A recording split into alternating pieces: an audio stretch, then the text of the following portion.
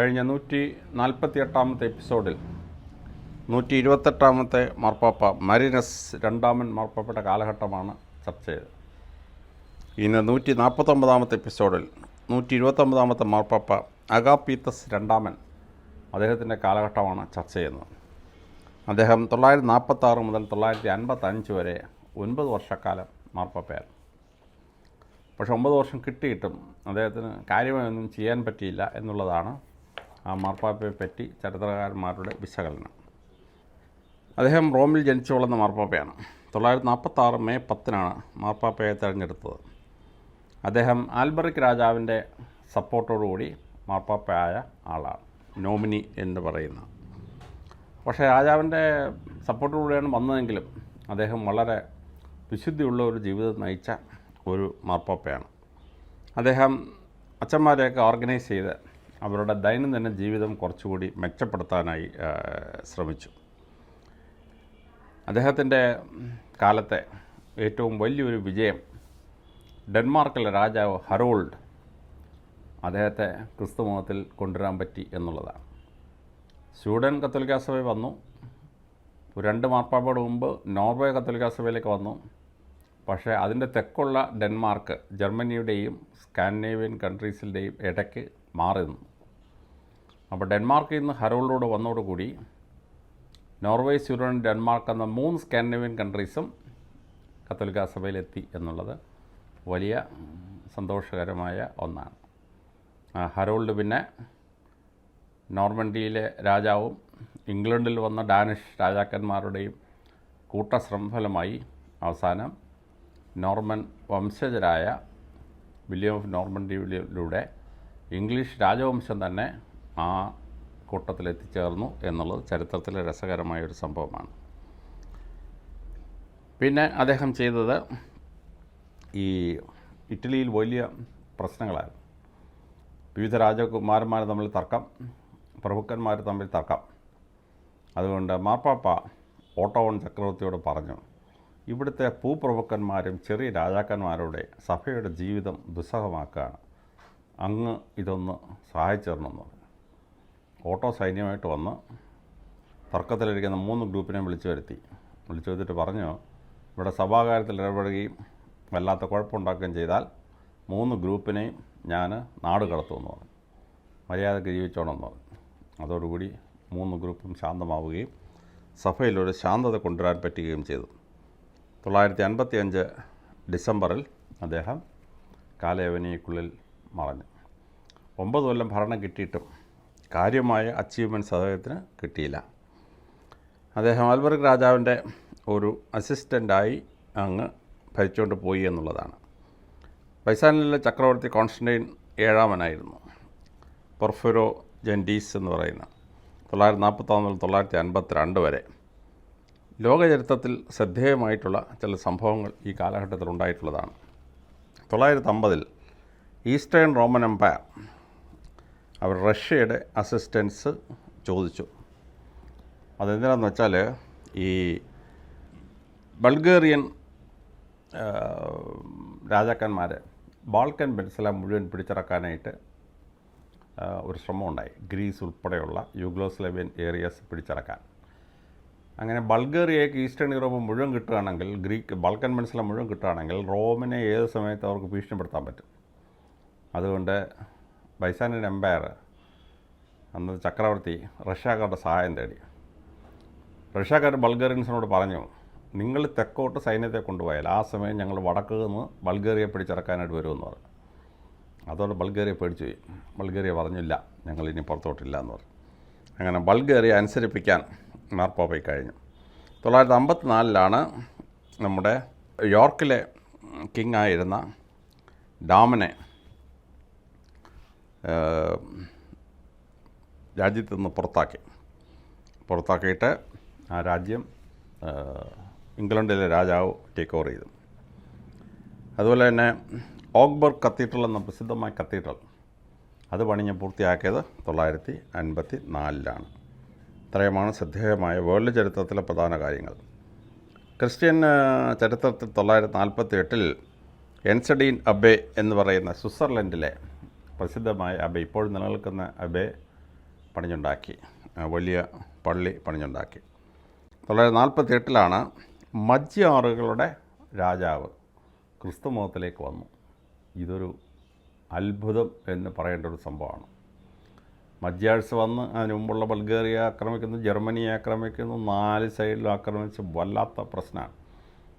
അത് നമ്മൾ മലയാളത്തിൽ പറഞ്ഞാൽ കാട്ടിയാദിക്കാരുടെ കൂട്ടൊരു ജനവിഭാഗമാണ് ഈ മജ്യാഴ്സ്. അപ്പോൾ അവർ സഭയ്ക്കൊരു വലിയ തലവേദനയായിരുന്നു. എന്നാൽ ക്രൈസ്തവ സഭയിലെ വിശുദ്ധന്മാർ എന്ന് മജ്യാള രാജാവുമായി യേശുക്രിസ്തുവിനെ പറ്റിയും സഭയെ പറ്റിയൊക്കെ ചർച്ച ചെയ്ത അവസാനം മജ്യാർ രാജാവ് ക്രിസ്തുമതം സ്വീകരിക്കാൻ തീരുമാനിച്ചു. അങ്ങനെ 948 അദ്ദേഹം ക്രിസ്തുമതം സ്വീകരിച്ചു. അതോടുകൂടി ബാൾക്കൻ പെനിൻസുല മുഴുവൻ, ബൾഗേറിയ മുഴുവൻ, മജ്യാർ ഏരിയ മുഴുവൻ, സ്ലാവിക് ഏരിയ മുഴുവൻ കത്തോലിക്ക സഭയുടെ അധീനത്തിൽ വന്നു. ഇത് ചരിത്രപരമായി വലിയ ഒരു അച്ചീവ്മെൻ്റ് എന്ന് പറയേണ്ടതാണ്. ഇസ്ലാമിക് ഹിസ്റ്ററി 951 കോമേഷ്യൻസ് അവർ കാബയിൽ നിന്ന് കൊണ്ടുപോയ ബ്ലാക്ക് സ്റ്റോൺ തിരിച്ചു കൊണ്ടുപോയി കൊടുത്തു. 930 കാർമേഷ്യൻസ് കാബയിൽ വന്നത്. കാബയിൽ വന്ന് മുസ്ലിങ്ങളുടെ പുണ്യഭൂമിയായ കാബയിലെ കറുത്ത സ്റ്റോൺ അവർ പൊക്കിയെടുത്തോട്ട് പോയിരുന്നു. അവർക്ക് ഒരുപാട് ദുർനിമിത്തങ്ങളൊക്കെ ഉണ്ടായി. അപ്പോൾ അവരോട് ചിലർ പറഞ്ഞു, നിങ്ങൾ ഈ കാബയിലെ കറുത്ത കല്ലെടുത്താണ് ഈ കുഴപ്പമെന്ന്. അങ്ങനെ അവർ ആ കാബയിലെ കറുത്ത കല്ല് തിരിച്ചു കൊണ്ടുവന്ന് 951 പുനഃപ്രതിഷ്ഠിച്ചു. പോപ്പ് സ്റ്റീഫൻ 7 കാലത്താണ് കമ്മീഷൻസ് കൊണ്ടുപോയത്. 954 സമാനോഡ് റൂളർ നൂഹ് 1 അദ്ദേഹം മരിക്കുകയും അദ്ദേഹത്തിൻ്റെ മകൻ മുൻസിർ 2 ഭരണത്തിൽ വരികയും ചെയ്തു. അതുപോലെ ശ്രദ്ധേയമായിട്ടുള്ള മാറ്റങ്ങൾ സഭയിൽ ഉണ്ടായി. പാത്രീസ്മാരുടെ കാര്യത്തിൽ ചെറിയ വ്യത്യാസങ്ങളേ ഉള്ളൂ. കോപ്റ്റിക് പാത്രീസ് മക്കാരിയോസ് തുടരുന്നു 932 മുതൽ 952 വരെ. ഗ്രീക്ക് പേട്രിയാർക്ക് ഐസക്ക് 941 മുതൽ 954 വരെയാണ്. ലാസ്റ്റ് ഇയറിൽ മാറി. ഇയോബ് 954 960 വരെ. അന്ത്യോക്യയിൽ ജോൺ 6 936 മുതൽ 953 വരെ. അത് കഴിഞ്ഞ് ഇവാനിസ്, നമ്മൾ മലയാളത്തിൽ ഈവാനിയോസ് IVANINIOS എന്ന് പറയുന്ന പോലെ ഇവാനിയോസ്. ജോൺ എന്നുള്ളതിൻ്റെ രൂപാന്തരമാണ് ഇവാനിയോസ്. അത് സ്ലാവിക് ഭാഷയിൽ ചെന്നപ്പോൾ IWANNIS എന്നായി ഇവാനിയോസ്.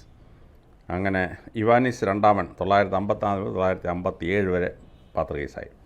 കോൺസ്റ്റാന്റിനോപ്പിൾ തിയോഫിലാക്ട് 1 തന്നെ തുടരുന്നു 934 956 വരെ. ജെറുസലേമിൽ സ്റ്റീഫൻ 1 933 946 വരെയും. തിയോക്രിസ്റ്റസ് 947 953 വരെയും. ലിയോൺഷ്യസ് 2 953 960 വരെയും ഭരണത്തിൽ തുടർന്നു. 129 മാർപ്പാപ്പ അഗാപ്പീത്തസ് 2 കാലം ചെയ്തപ്പോൾ 130 മാർപ്പാപ്പ ജോൺ 12 ഭരണത്തിൽ വന്നു. 955 മുതൽ 964 വരെ.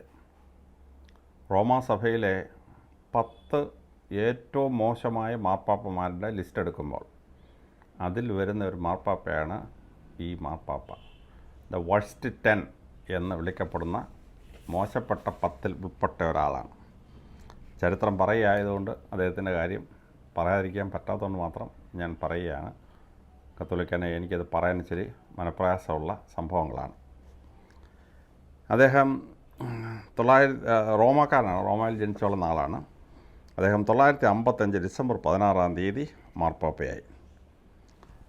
ഇതിനു മുമ്പ് രാജാവ് ആൽബറിക് 3 മാർപ്പാപ്പന്മാരെ അയാളുടെ ശിങ്കിടികളെ മാർപ്പാപ്പന്മാരാക്കിയിരുന്നു.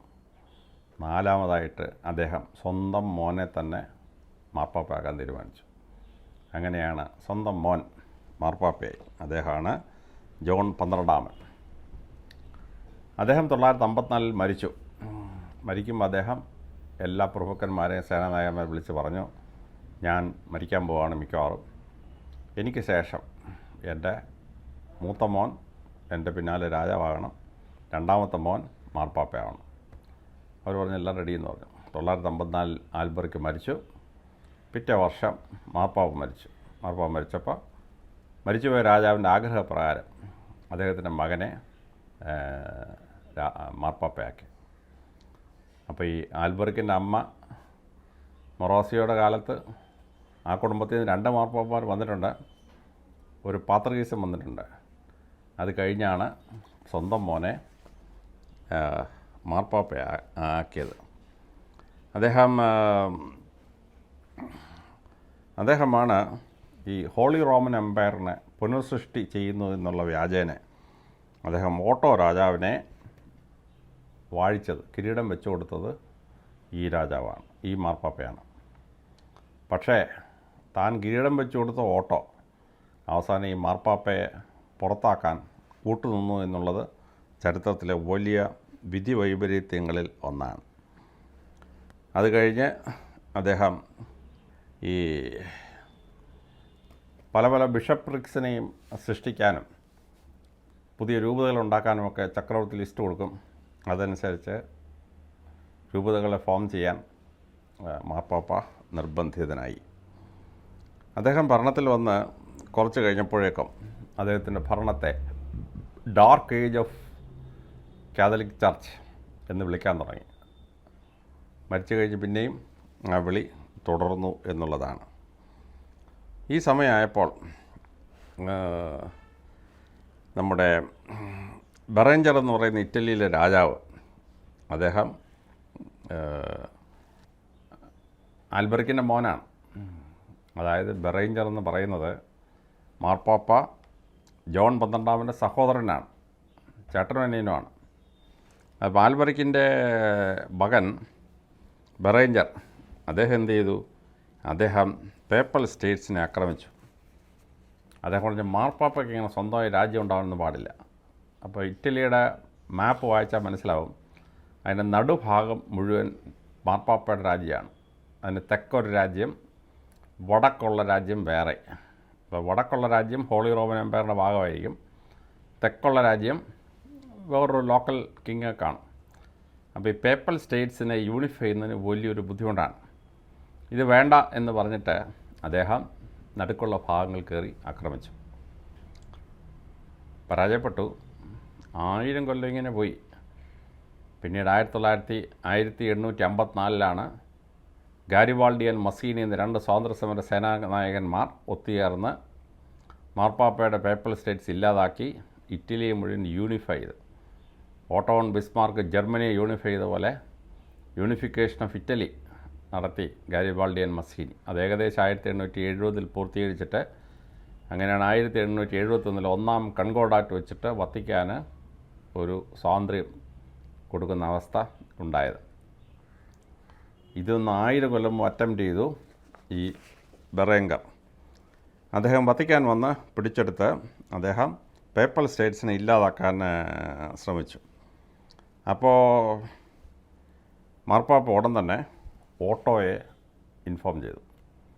ചക്രവർത്തി മാർപ്പാപ്പയെ സപ്പോർട്ട് ചെയ്യുന്നുണ്ട്, ചക്രവർത്തി. കാരണം ഇതിന് മുൻഗാമിയാണ് ഓട്ടോയെ കിരീടം വെച്ചത്. അതുകൊണ്ട് ഈ മാർപ്പാപ്പയുടെ ഒരു ചെറിയ കൂറുണ്ട് ഓട്ടോയ്ക്ക്. ഓട്ടോ ഉടൻ തന്നെ സൈന്യവുമായിട്ടെത്തി. അദ്ദേഹം സൈന്യവുമായിട്ടെത്തി ആൻഡ് ഈ ആക്രമിച്ചുകൊണ്ടുവന്ന സൈന്യത്തെ പുറകോട്ട് ഓടിച്ചു. അത് കഴിഞ്ഞ് മാർപ്പാപ്പയൊക്കെ സംരക്ഷിച്ചിട്ട് ഓട്ടോ തിരിച്ചു പോകാൻ തുടങ്ങിയപ്പോൾ മാർപ്പാപ്പ ഒരു ചതിപ്രയോഗം ചെയ്തു. മാർപ്പാപ്പ പോയി ബെറങ്കറുമായിട്ട് ഒരു സന്ധിയും ഒപ്പിട്ടു. എന്തെന്നാലും ഒരമ്മ പ്രസവിച്ച ചേട്ടനും അനിയനും അല്ലേ. മാർപ്പാപ്പ പറഞ്ഞു, നീ എൻ്റെ അനിയനാണ്, നീ എൻ്റെ ചേട്ടനാണ്, ഞാൻ നിൻ്റെ അനിയനാണ്. നമ്മൾ തമ്മിലുള്ള യുദ്ധത്തിന് ഈ ഓട്ടോയെ വിളിച്ചു വരുത്തേണ്ട വല്ല ആവശ്യമുണ്ടോ? നീ ആക്രമിച്ചുകൊണ്ടല്ലേ ഞാൻ ചെയ്യേണ്ടി വന്നത്. അതുകൊണ്ട് ഓട്ടോ എന്തായാലും പേപ്പൽ സ്റ്റേറ്റ്സിനെ റീഇൻസ്റ്റേറ്റ് ചെയ്തു. നീ നിൻ്റെ രാജ്യത്ത് പോയി ഭരിച്ചോണം, എൻ്റെ രാജ്യത്തിൽ ഇടപെടരുതെന്ന് പറഞ്ഞു. ഈ ബെറങ്കർ മാർപ്പാപ്പയെ തമ്മിൽ സന്ധി ഒപ്പിട്ടു. ഈ രഹസ്യമായി സന്ധി ഒപ്പിട്ട വിവരം ആരോ ഓട്ടോയ്ക്ക് ചോർത്തി കൊടുത്തു. മാർപ്പാപ്പയുടെ റിക്വസ്റ്റ് വരെ അങ്ങ് സൈന്യത്തെ കൊണ്ടുവന്ന് ബെറങ്കറുമായിട്ട് യുദ്ധം ചെയ്ത് 2 വർഷം സൈന്യമൊക്കെ ഒരുപാട് പേര് ചത്ത്. വല്ല ആവശ്യമുണ്ടോ? മാർപ്പാപ്പ അങ്ങനെ കാലുവാരിയിട്ട് രാജാവിൻ്റെ കൂടെ കൂടിയെന്ന് പറഞ്ഞു. ഓട്ടോയ്ക്ക് ഭയങ്കര ദേഷ്യം വന്നു. കാരണം മാർപ്പാപ്പയ്ക്ക് വേണ്ടി ഇത്രയും കഷ്ടപ്പെട്ട് ജർമ്മനിയിൽ നിന്ന് വന്ന് യുദ്ധം ചെയ്ത് മാർപ്പാപ്പയെ സംരക്ഷിച്ചിട്ട് ആ മാർപ്പാപ്പ തന്നെ വേല വെച്ചു എന്ന് കണ്ടപ്പോൾ ഓട്ടോ സൈന്യമായിട്ട് വന്ന് ഒരു മീറ്റിംഗ് അങ്ങ് കൂടി. സുനഹദോസ് എന്ന് പറഞ്ഞൊരു മീറ്റിംഗ്.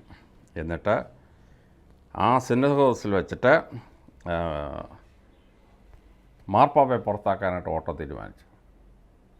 അപ്പോൾ മാർപ്പാപ്പ എന്തെന്നറിയാമോ? ആ സുനഹദോസിലെ ഭൂരിപക്ഷം മെത്രാന്മാർ മാർപ്പാപ്പയുടെ സൈഡായിരുന്നു. മാർപ്പാപ്പ ആ സുനഹദോസിൽ വെച്ച് രാജാവിനെ പുറത്താക്കി, ചക്രവർത്തിയെ പുറത്താക്കി. സംഗതി അങ്ങോട്ടും ഇങ്ങോട്ടും ഒരേ സുനഹദോസിലെ കോംപ്ലിക്കേഷൻ ഉണ്ടായി. അപ്പോൾ മാർപ്പാപ്പ ലിയോ ഒന്നാമനെ പുറത്താക്കുകയും വല്ലാത്ത ലഹള ആരംഭിക്കുകയും ചെയ്തു. ഈ ലഹളയിൽ മാർപ്പാപ്പയ്ക്ക് അനുകൂലമായിട്ടാണ് ജനം വിപ്ലവം ഉണ്ടാക്കിയത്. ഇത് കണ്ട ഓട്ടോ കോപാക്രാന്തനായി തിരിച്ചു വന്ന് അതിശക്തമായി ജനങ്ങളെ അടിച്ചമർത്തി. അപ്പോൾ അടുത്തൊരു കൂട്ടക്കൊല ജനങ്ങൾക്ക് ഉണ്ടായി. ഓട്ടോ മാർപ്പാപ്പയെ ശരിയാക്കിയെന്ന് പറഞ്ഞാൽ ഒതുക്കിയ ശേഷം നേരെ ബെറഞ്ചറുടെ നേരെ തിരിഞ്ഞു. ബെറഞ്ചറോട് പറഞ്ഞു, നിങ്ങൾ ചേട്ടനും അതിനും തമ്മിൽ വഴക്കുണ്ടാക്കുക, സന്ധി ഉണ്ടാക്കുക, ഇതിനകത്ത് ഞങ്ങളെ പിടിച്ചിട്ടുണ്ട് ആവശ്യമില്ല. മേലാൽ ഈ ഇതിനകത്ത് കയറി ഇടപെടരുതെന്ന് പറഞ്ഞ് ബെറങ്കറെ അറ്റാക്ക് ചെയ്തു ഓട്ടോ. എന്നിട്ട് വത്തിക്കാൻ ആക്രമിച്ചു. എന്നിട്ടൊരു ആൻറ്റി പോപ്പിനെ നിയമിച്ചു. ആ ആൻറ്റി പോപ്പ് ജോൺ 12-നെതിരെ തിരിഞ്ഞു. എന്നിട്ട് എന്ത് ചെയ്തു? വത്തിക്കാന് വന്ന് റൈവൽ പോപ്സിനെ മുഴുവൻ കൊന്നൊടുക്കി. മാർപ്പാപ്പ ഉത്തരവിട്ടു എതിര് നിൽക്കുന്ന ബിഷപ്പ്മാരെ മുഴുവൻ കൊല്ലാൻ. അങ്ങനെ സൈന്യം ഇങ്ങോട്ട് വന്നിട്ട് വത്തിക്കാനിൽ കയറി മാർപ്പാപ്പയ്ക്കെതിരെ വോട്ട് ചെയ്ത് മെത്രാന്മാരെ മുഴുവൻ അങ്ങ് കൊന്നു. വത്തിക്കാൻ അഹം ഒരു ചോരക്കളമായി മാറി. വളരെ ഭയാനകമായ ഒരു സംഭവമാണ് സംഭവിച്ചത്. പക്ഷെ ഇത്രയും രക്തപ്പുഴ ഒഴുക്കി ഓട്ടോയും ബെറങ്കറുമായിട്ട് യുദ്ധം, ബെറങ്കറും മാർപ്പാപ്പയായിട്ട് യുദ്ധം, അത് കഴിഞ്ഞ് ജനങ്ങൾ വോട്ട് ചെയ്തപ്പോൾ ഓട്ടോയും ജനങ്ങളുമായിട്ട് യുദ്ധം, അത് കഴിഞ്ഞ് ബിഷപ്പ്മാർക്കെതിരെ മാർപ്പാപ്പയുടെ യുദ്ധം. ഇത്രയും യുദ്ധമെല്ലാം കഴിഞ്ഞ് ജനങ്ങൾക്ക് ഭയങ്കര ദേഷ്യവും വൈരാഗ്യവുമായി. ഈ സമയത്ത് വത്തിക്കാനിലെ ഒരു ഉദ്യോഗസ്ഥൻ്റെ ഭാര്യയെ മാർപ്പാപ്പ ബലാത്സംഗം ചെയ്തു. ബലാത്സംഗം ചെയ്ത് കഴിഞ്ഞ് മാർപ്പാപ്പ തിരിച്ചു പോയപ്പം ഭാര്യ ഭർത്താവിനോട് പറഞ്ഞു, മാർപ്പാപ്പ എന്നെ ബലാത്സംഗം ചെയ്തു. അദ്ദേഹം ഒരു ആയുധം എടുത്തുകൊണ്ട് നേരെ വത്തിക്കാനിൽ വന്നു. അപ്പോൾ വത്തിക്കാനിലെ ഉദ്യോഗസ്ഥനായതുകൊണ്ട് അകത്ത് കടത്തി വിട്ടു. മാർപ്പാപ്പയോട് വർത്തമാനം പറയാനായിട്ട് ചെന്നു. വർത്തമാനം പറഞ്ഞുകൊണ്ടിരിക്കുമ്പോൾ അദ്ദേഹം അകത്തു നിന്ന് വലിയ പിച്ചാത്തിഞ്ഞോട്ടെടുത്ത് വത്തിക്കാൻ മാർപ്പാപ്പയുടെ സിംഹാസനത്തിന് മുമ്പിലിട്ട് കുത്തി അങ്ങ് മാർപ്പാപ്പയെ കൊന്നു. അങ്ങനെ മാർപ്പാപ്പ മെയ് 14, 1964 കൊല്ലപ്പെട്ടു. അതുകൊണ്ടാണ് അദ്ദേഹത്തിൻ്റെ കാലഘട്ടം വലിയൊരു കത്തോലിക്കാ സഭയ്ക്ക് പേരുദോഷം ഉണ്ടാക്കിയ ഒരു കാലഘട്ടമാണ്. Worst among the 10 pops in world history എന്നാണ് പറയുന്നത്. ബൈസാനിയൻ എംപയറിൽ മാറ്റമൊന്നുമില്ല. കോൺസ്റ്റന്റൈൻ 7-ാമൻ തന്നെയാണ്. പെർഫിറോ ജെൻറ്റിസ് 946-959 വരെ. പിന്നെ റൊമാനസ് 2 959-961 വരെ. ബേസിൽ 2-ാമൻ 960-963 വരെ. കോൺസ്റ്റന്റൈൻ 8-ാമൻ 961 മുതൽ 1025 വരെ. വലിയ നീളമുള്ള ഭരണം കിട്ടിയ മറ്റൊരു ചക്രവർത്തി. ലോക ചരിത്രത്തിൽ തവണ പ്രധാനപ്പെട്ട ചില സംഭവങ്ങളുണ്ടായി. 956 ഡൺസ്റ്റൺ എഡ്വേ ഓഫ് വെസെക്സ് രാജ്യപ്രശ്നാക്കി നാട് കടത്തി. അങ്ങനെ ഡൺസ്റ്റൺ സ്ഥലം വിടേണ്ടി വന്നു. 957 നോർത്ത് വലിയ റിവോൾട്ട് ഉണ്ടായി. എഡ്വി എന്നിട്ട് മെയ്ഡ് എഡ്ഗാർ കിങ്. എഡ്വിക്കെതിരെ വിപ്ലവം ഉണ്ടായി. എഡ്ഗാറിനെ രാജാവാക്കി. Byzantine armies reach northern Syria. മുസ്ലിം ഭരണം നടക്കുന്ന സീമയിലോട്ട് തള്ളിക്കയറാനായിട്ട് തീരുമാനിച്ചു. അങ്ങനെ തള്ളിക്കയറാൻ തീരുമാനിച്ചിട്ട് അവർ ബൈസാന്റൈൻ സൈന്യം ഉത്തര സിറിയയിലേക്ക് മാർച്ച് ചെയ്തു. ഉത്തര സിറിയ, നോർത്ത് സിറിയ. 959 എഡ്വി മരിച്ചപ്പോൾ എഡ്ഗാർ തിരിച്ചു വരികയും അദ്ദേഹം ഇംഗ്ലണ്ടിൻ്റെ മുഴുവൻ രാജാവാകുകയും ചെയ്തു. 9 കൗണ്ടീസിനെയും യൂണിഫൈ ചെയ്ത് ഒറ്റ രാജാവായി മാറി. 960 കിങ് ഹെറോൾഡ് ഓഫ് ഗോൾസ്മൻ ബാപ്റ്റൈസ്ഡ്. ഇത് വളരെ ശ്രദ്ധേയമായ ഒരു സംഭവമാണ്. ഞാൻ നേരത്തെ പറഞ്ഞതുപോലെ 961 മെഡിറ്ററേനിയൻ കടലിലെ ദ്വീപുകൾ തിരിച്ചു പിടിക്കാൻ ബൈസാന്റൈൻ ചക്രവർത്തി തീരുമാനിച്ചു. അങ്ങനെ ആദ്യമായി ബൈസാന്റൈൻ ചക്രവർത്തി ലക്ഷ്യമിട്ടത് ക്രീറ്റാണ്. അങ്ങനെ ബൈസാന്റൈൻ നേവിയും ആർമിയും കൂടി രംഗത്ത് വരികയും അവർ ക്രീറ്റ് അറബികളുടെ തിരിച്ചു പിടിക്കുകയും ചെയ്തു. അപ്പോൾ മെഡിറ്ററേനിയൻ കടലിലെ വലിയ 2 ദ്വീപുകളാണ് സർഡീനിയയും ക്രീറ്റും. 3000 കൊല്ലം പഴക്കമുള്ള മിനോവൻ സംസ്കാരത്തിൻ്റെ ബേസാണ്. ആ ക്രീറ്റ് തിരിച്ചു പിടിച്ചു. 962 auto warn king of Germany, അദ്ദേഹം ഫസ്റ്റ് സാക്സൺ എംപററാണ്. സാക്സണിയിലെ രാജാവ് ഒരു ജർമ്മൻ ചക്രവർത്തിയായ അപൂർവമായ സംഭവം. ഈ കാലഘട്ടത്തിലെ ബാക്കി വിവരങ്ങൾ നമുക്ക് അടുത്ത എപ്പിസോഡിൽ ചർച്ച ചെയ്യാം.